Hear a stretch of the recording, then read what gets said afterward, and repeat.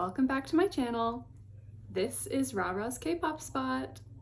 안녕하세요 친구들. 내 채널에 다시 오신 것을 환영합니다. 이것은 라라의 K-pop spot. Today's video is going to be about Korean language learning, and learning different languages has always been very fun for me. Languages in general have always been very fascinating to me. I have always been very interested in linguistics.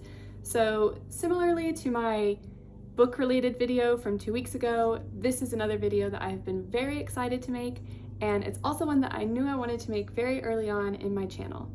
But first, before we get into the main content, y'all already know it is time for today's language learning spotlight.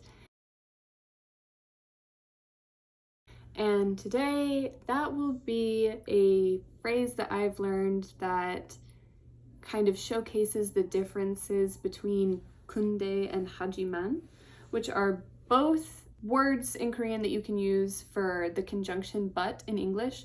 근데 more so means but, 하지만 more so means however, from my understanding.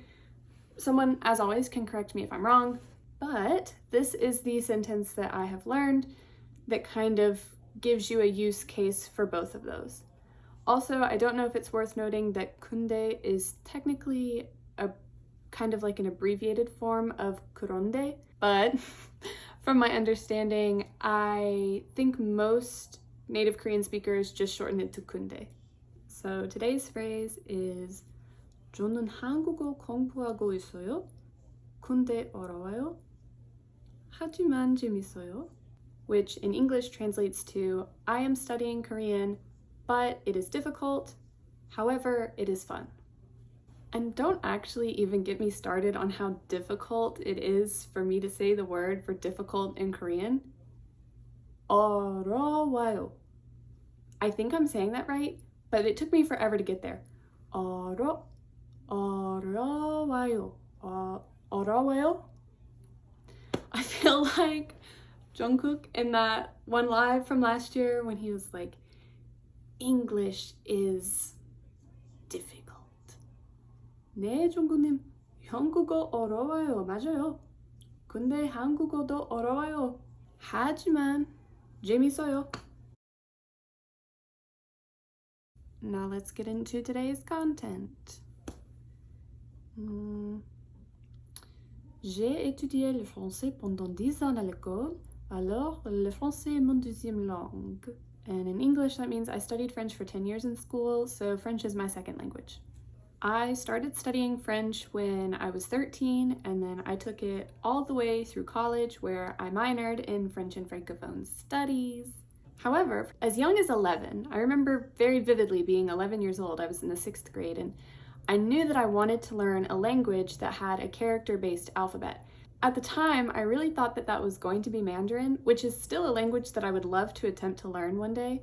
Maybe not in its entirety, but at least conversationally. But unfortunately, none of the schools that I went to growing up offered Mandarin as a language, or really any character-based alphabet as a language to learn, so it just turned out that I wound up learning French as my second language. But then, upon becoming a super big K-pop fan, I simply had to start learning Korean or I was gonna perish. So here we are. I am recording this a little bit early, but at the time that I publish this video, it will be 3 days before my 1-year anniversary of starting to learn Korean, and it has been a very interesting journey since I have just been teaching myself. I've just been learning on my own. I do think it has been helpful to me that I have learned one other language besides English already. I think having that foundation of language learning has definitely helped me in my journey to learning Korean on my own, but this has still been much harder than learning French. First of all, because I don't have a teacher teaching it to me, and secondly, because I don't really have anyone to practice speaking with, which is a super important part of language learning. You're really supposed to start speaking as soon as you start learning. It doesn't matter if you're good at pronunciation, it doesn't matter if you're confident in your abilities yet, you're really supposed to start speaking right away. So that's been difficult since I don't have a classroom full of people learning the same language as me right now, so I don't really have anyone to practice my Korean with. That is definitely one piece that I miss. about learning in a classroom setting.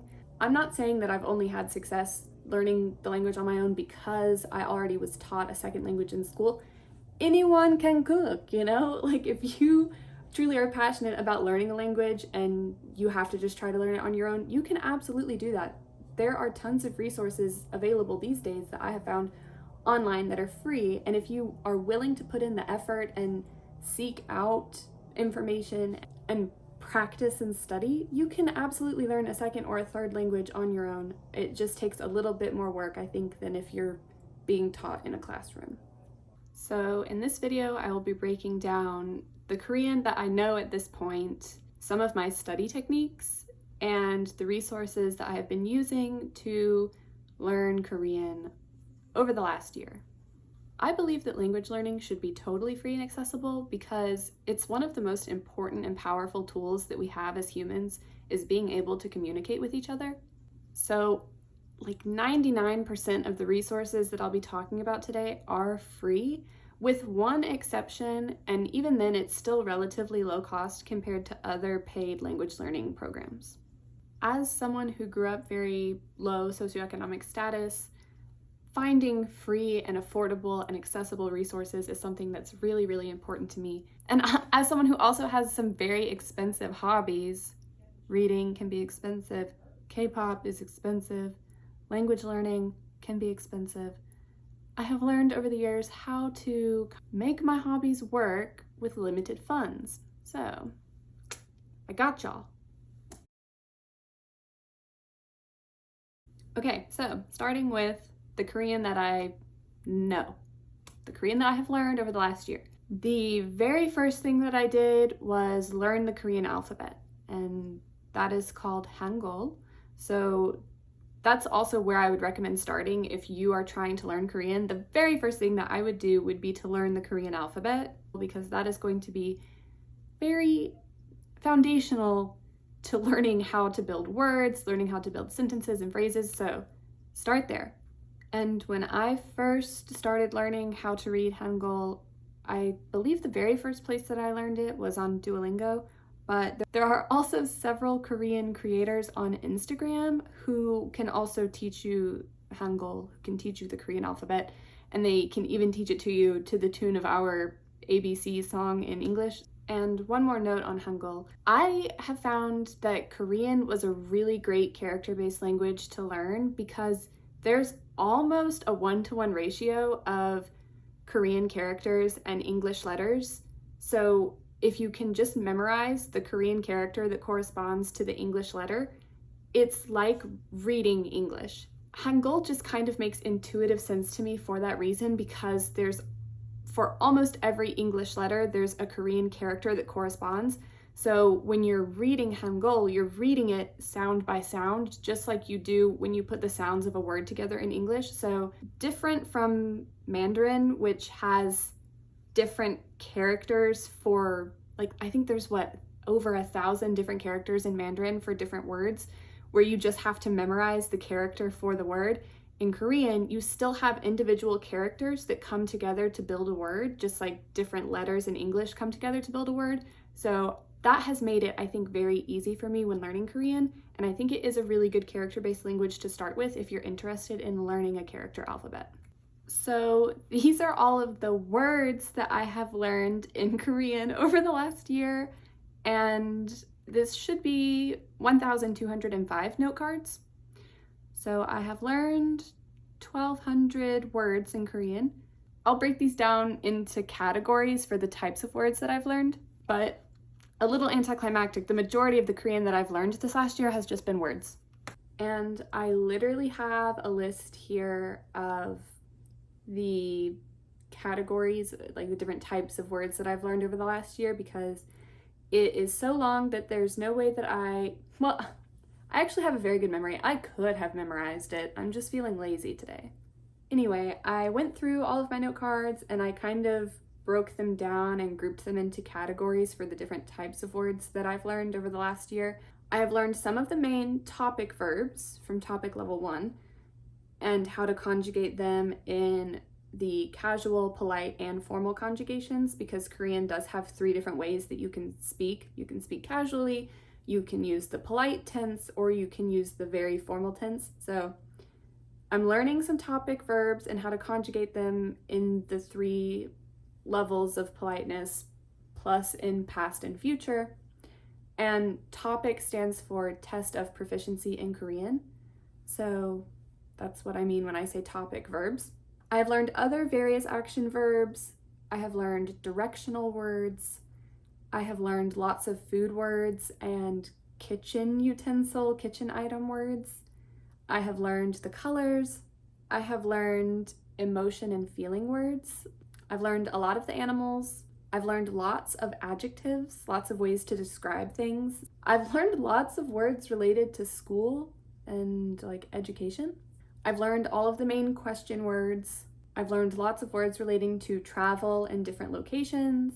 I've learned lots of structural or building type words, so things like house and hotel and doctor's office and post office. I've learned lots of different ways to describe humans.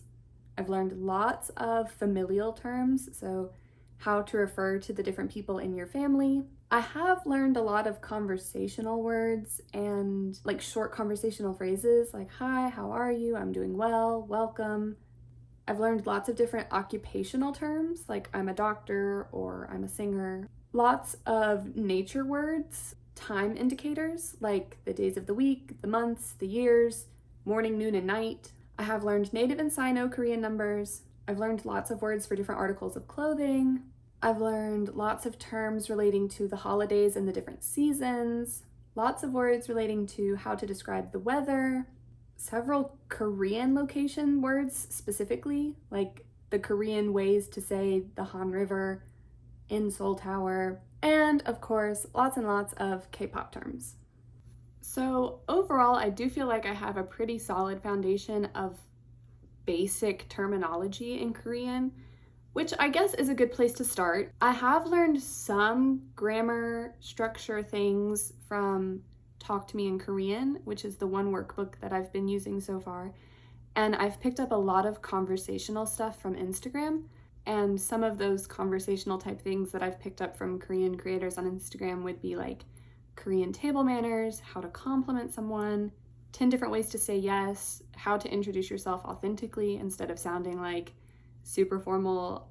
I've definitely been learning Korean out of a textbook, texting slang, and then also picking up on some Korean idioms. I've been trying to balance my vocabulary learning with some grammatical studies and some conversational studies that I really want to focus on learning from Korean native speakers and learning how to truly speak conversationally in Korean and not sound like I've just been relying on language learning apps.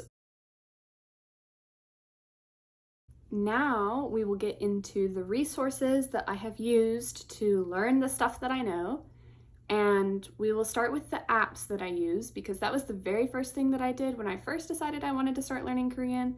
The first app that I downloaded was Duolingo because that was the one that was the most popular and it was the one that I was the most familiar with. So I do use Duolingo. I do have a streak. Today is 343 days, so that's how I've been able to track that I've been studying it for a year because my 1-year Duolingo streak will be on August 25th. But I do think I'm gonna let my streak die when I hit a year because as much as I enjoy Duolingo, I do think that I'm not learning really any grammar. I'm learning vocabulary and I'm learning goofy sentences, which I know that Duolingo has talked about. There's a science behind the way that they teach languages, but I really do want to understand the why behind why these sentences work and make sense. So I'm going to keep my streak for a year and then I'm going to move on to something else, but I use Duolingo. I also use Language Drops, which is powered by the same company that does Kahoot quiz games, which you might be familiar with if in school your teacher ever put together a Kahoot as like a test review resource to do in class for fun. So Language Drops is truly just vocabulary. It's something that if you have the free version, you can only use it for 5 minutes a day and you just learn vocabulary. So it is a great resource for learning vocab, but that's pretty much all that you can do with it if you just have the free version. And then for translation purposes, I actually use Papago instead of Google Translate because Papago is powered by Naver, which is basically like Korea's form of Google. So I have found that Papago is better for getting more accurate translations when I need to look something up or when I'm practicing translating something myself. So those are the three main apps that I use: Duolingo, Language Drops, and Papago. I did mention that I had one resource that I would share today that did cost money, and that is Talk to Me in Korean. And this is a workbook that I bought online. This is level 1. There are 10 levels, so there's 10 different workbooks in total, and they range from, I would say, about $15 to $20 online. But this has been very, very helpful. It is a course that has been put together by native Korean speakers, and the lessons are very helpful, very easy to understand, very digestible, and they do a really great job of explaining what you're learning and why it makes sense. And I have been learning, I think, the most grammar from Talk to Me in Korean. There is also, if you buy the workbooks, you have access to online resources as well.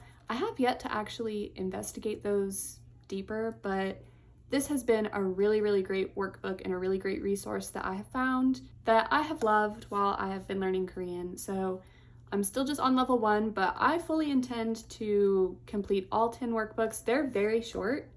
I think this one has 25 lessons.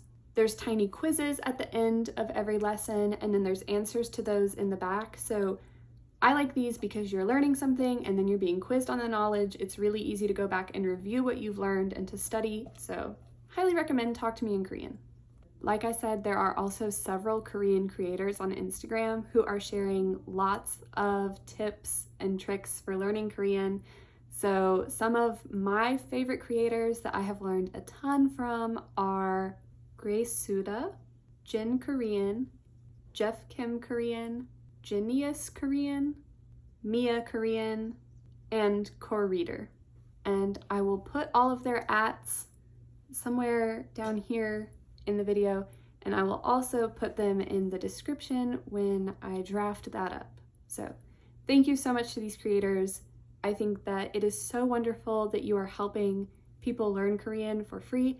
Lots of these creators do have also paid content that you can subscribe to, or lessons that they've put together that you can purchase, and I do highly recommend that you, if you're using their free resources and you're enjoying them, I do recommend that you, if you are able to, support them by purchasing some of their paid content as well, because it is really, really great, and I have learned a lot from them, and I just appreciate them so much. And this is a resource that I haven't actually tried yet, but I think it's what I'm going to try moving forward. I think I'm going to maybe buy 1 or 2 cheap Korean children's books online and work on improving my Korean reading comprehension by reading literal children's picture books, because you gotta start somewhere. So I think I'm gonna try that next. I'll keep you posted and I'll let you know if I feel like it's working or if it's helpful. Okay, next we're just gonna quickly go through how I have been studying my Korean over the last year, or the techniques that I use to practice my Korean.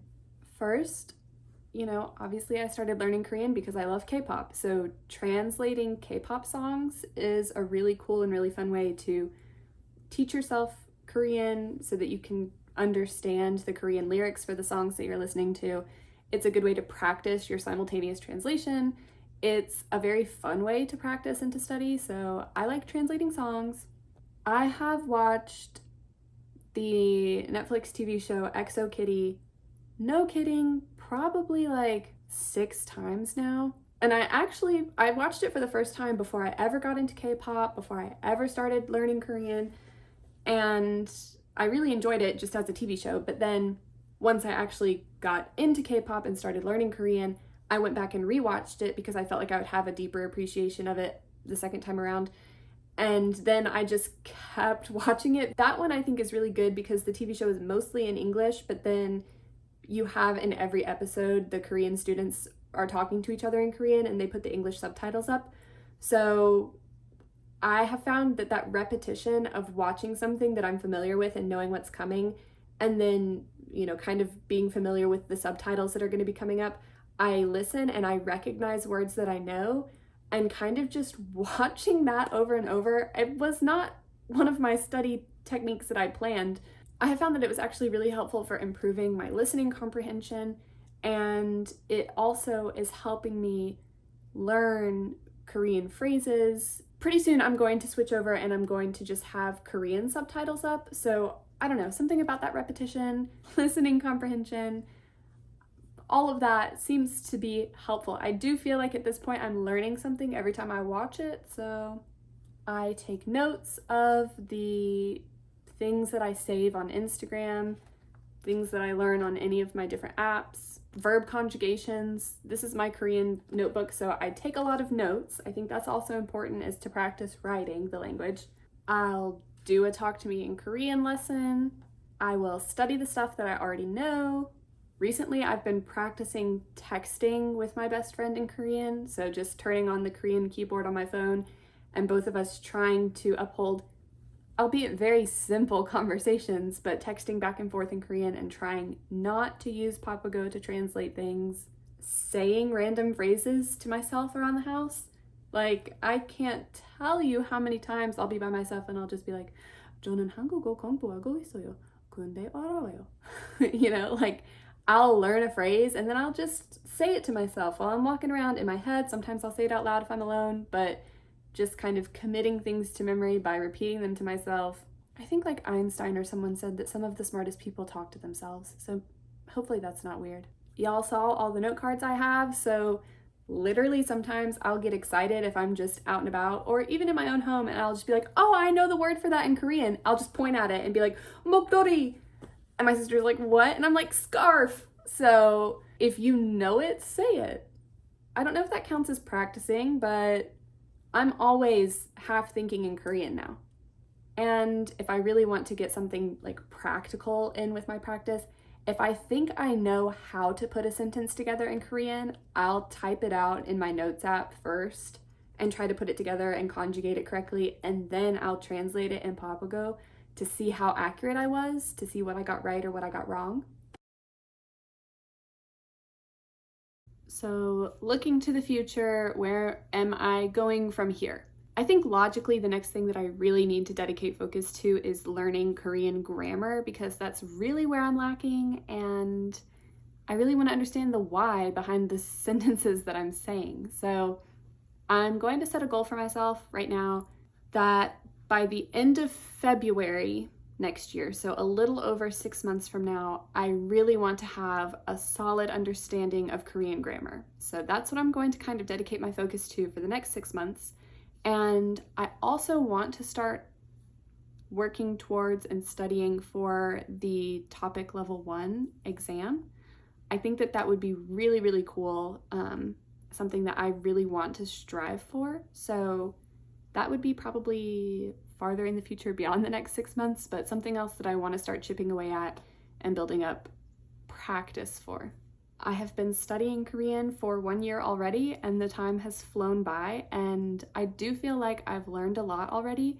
So I'm excited to look back on this video 1 year from now and say, wow, that's all I knew a year ago. Look at everything I've learned again in this last year. So I think that's something that's really exciting, and something that I'm looking forward to is just continuing to build upon my knowledge and continue learning this language and just see how far I can get with it.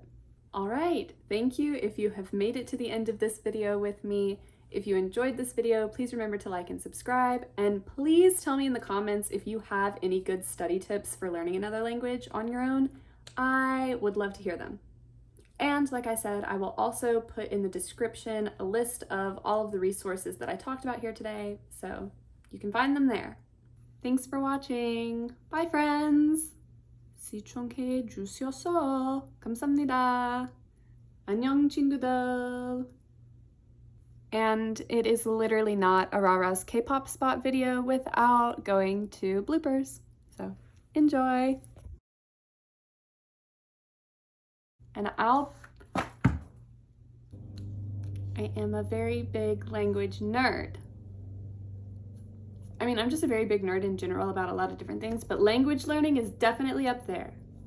I just said the word but a lot of times, and am I like a 12-year-old boy? Because why am I struggling not to laugh at myself? Why did that sound like I am illiterate? And I forgot to say but.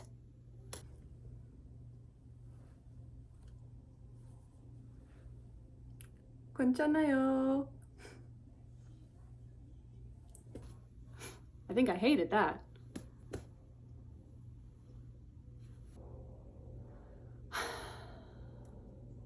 Je pense que je pense que je peux. I don't speak French enough anymore. French and francophone. And at the time, I really thought that that wanted to be Mandarin. Did that sound weird? Did that sound weird to y'all? Or y'all ever itch a bug bite to the bone? It doesn't matter. Okay. It was just a hair tickling me. Thought it was a bug. I can hear Dancing Queen playing on the television in the living room, so.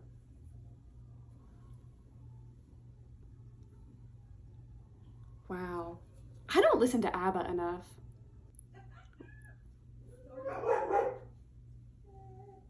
Oh, I heard my mom laugh. What a cutie.